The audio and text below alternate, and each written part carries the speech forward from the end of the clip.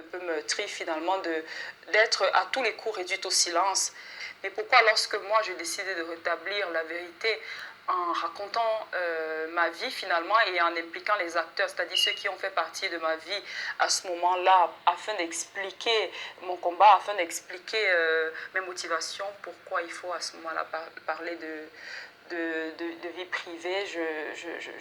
Mais est-ce que vous regrettez cette liaison?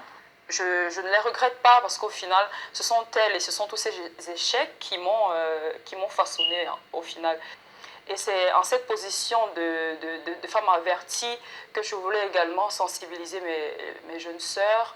Je voulais sensibiliser oui, mes jeunes sœurs qui sont un peu dans ce rêve finalement de la vie des strass et des paillettes, qui n'imposent pas de limites à leur conscience ou à leur corps finalement. Chez nous en Afrique, malheureusement, je ne pense pas qu'on sensibilise au maximum les femmes. Je ne dis pas que je suis un exemple, que je suis l'exemple à suivre. Je dis justement que ce que j'ai fait dans le passé, malheureusement, je ne suis pas la seule qui le fait. Il y a pas mal de personnes, pas mal de filles qui le font aujourd'hui et d'autres qui tendent à le faire. Il est peut-être temps qu'on leur dise la vérité, il est peut-être temps qu'on leur dise qu'écoutez, c'est pas aussi rose que vous le pensez.